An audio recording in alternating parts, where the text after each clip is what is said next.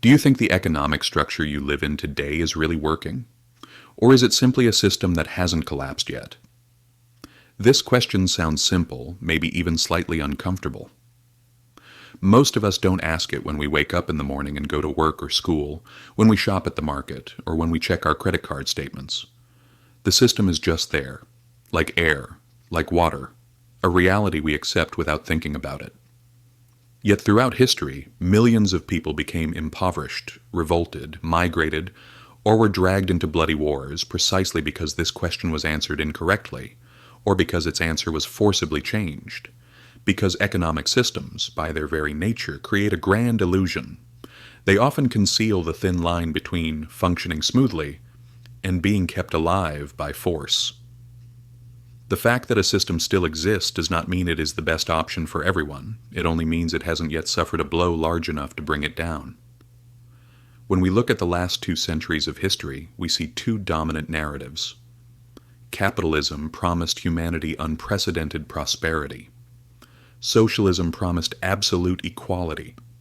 Neither of these remained dusty philosophical ideas on library shelves.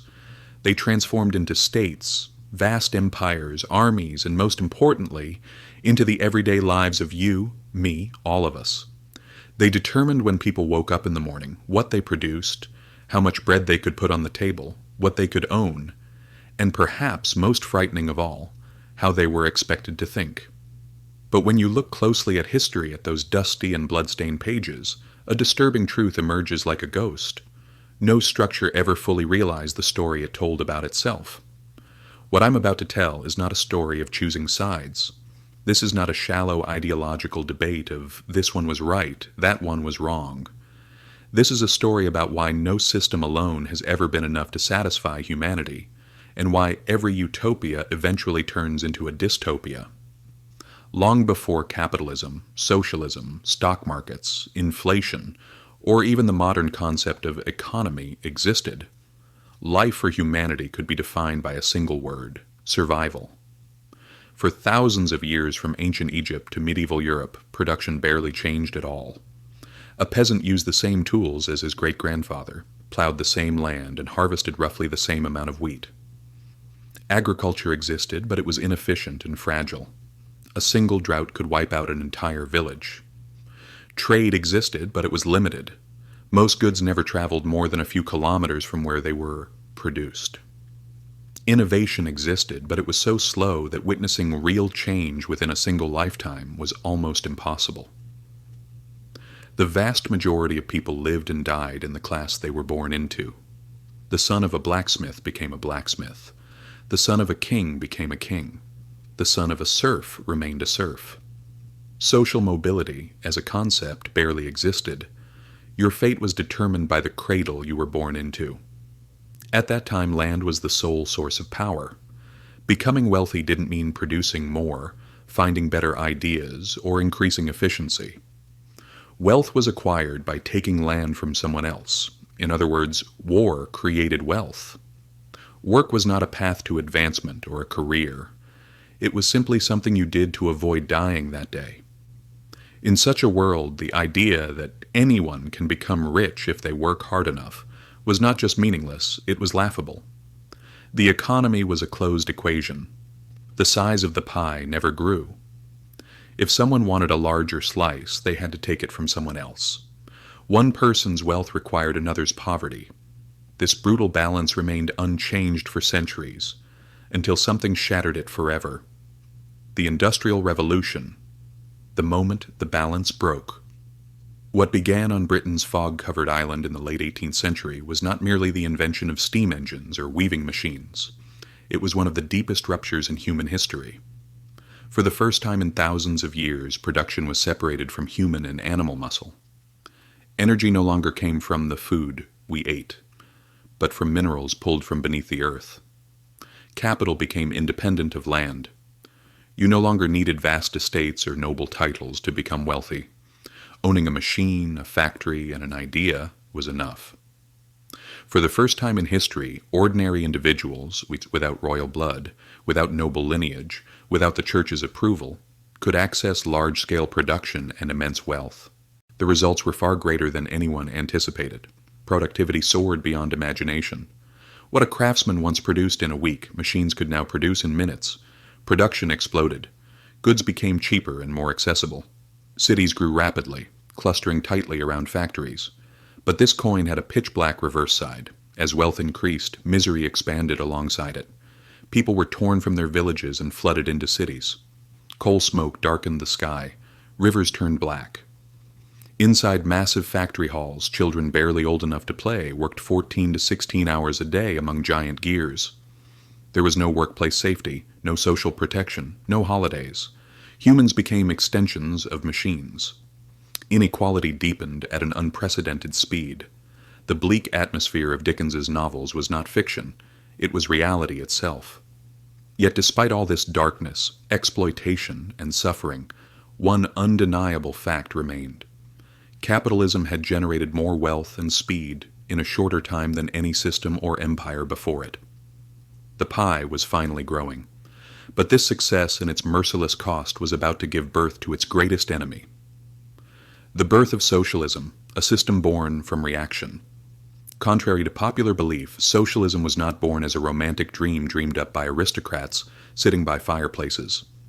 It emerged as a harsh, angry, and clear response to the hell created by unrestrained industrial capitalism to smoke-filled cities and people living on the edge of starvation.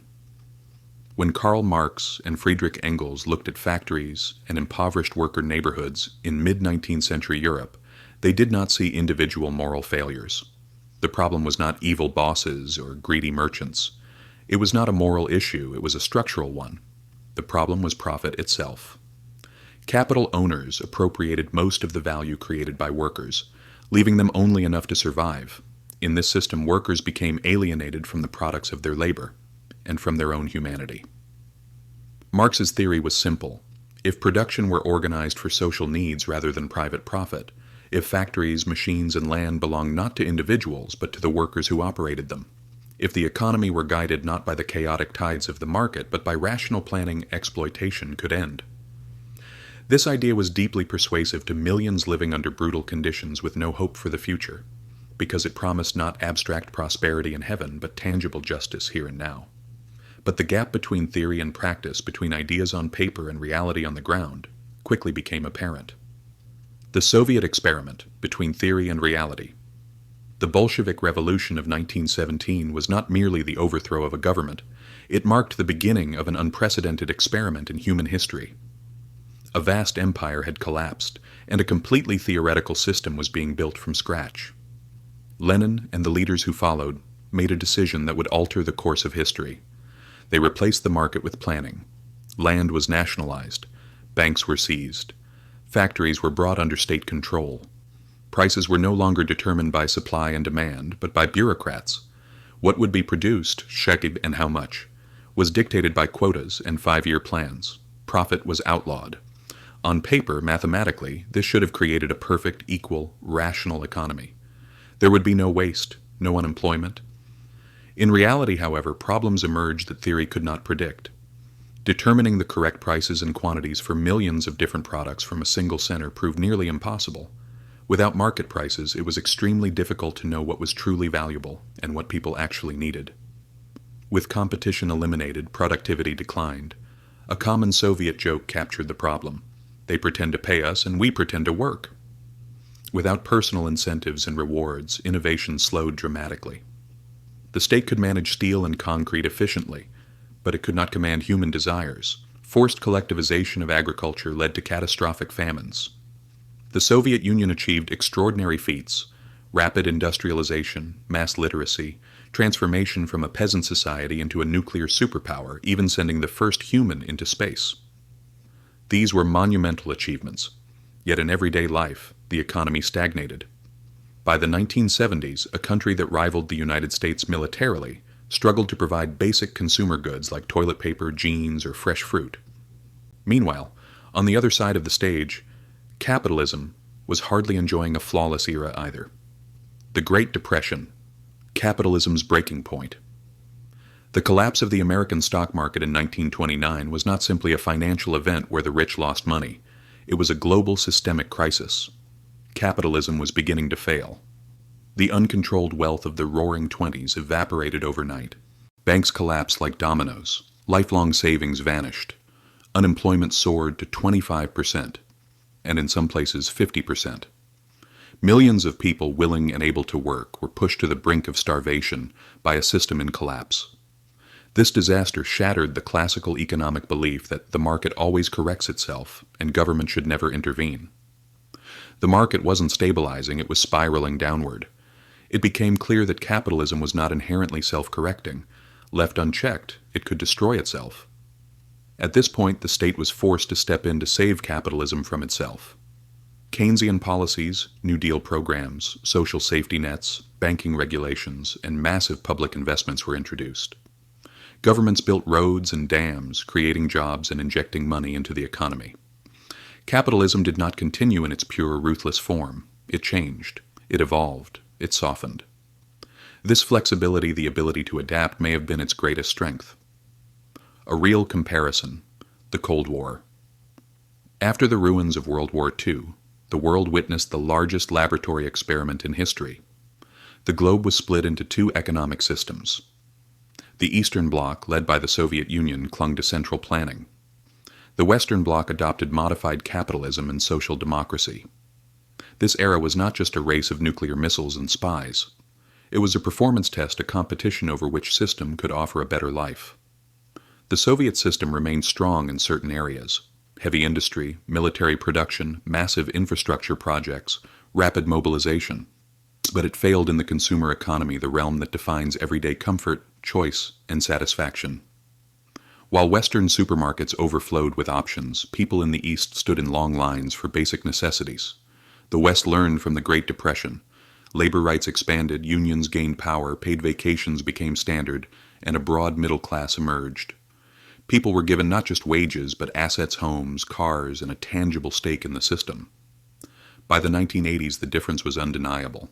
When the Berlin Wall was smashed with hammers in 1989, the Soviet Union did not collapse militarily, it collapsed economically. People were not only running toward freedom, but toward the prosperity on the other side of the wall. Capitalism's new problems. With the end of the Cold War, capitalism stood alone. Some declared it the end of history. The free market seemed like the only viable path forward, but victory did not mean resolution. Like all unchecked power, capitalism returned to its old burdens. Finance detached from production and grew enormous. Money began generating money rather than goods. Debt piled up. Inequality rose toward levels not seen since the 19th century. The 2008 global financial crisis shattered the illusion of victory, revealing how fragile, greedy, and poorly regulated the system remained. Meanwhile, socialist ideas did not disappear. They returned, but not in the old form of gray buildings and central planning. Today, few people demand that the state run factories. Instead, they argue that healthcare, education, and housing are rights, not privileges. They call for fair taxation, strong social safety nets, and environmentally responsible production. When you look at today's most successful countries, Scandinavia, China, or the Western economies, one truth stands out: there are no pure systems. No country is 100% capitalist. No country is 100% socialist. Everyone uses hybrid models. China is an ultra-capitalist manufacturing powerhouse governed by a communist party. Norway has a free market alongside one of the largest state-managed wealth funds in the world. What is the real debate?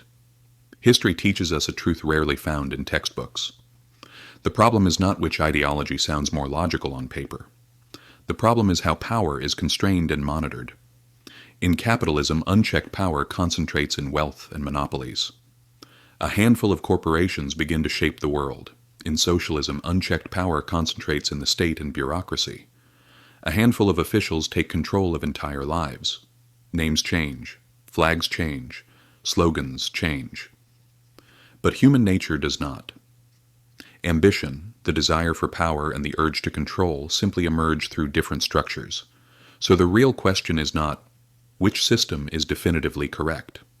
The critical question is this: who holds power in this system? How do we supervise it?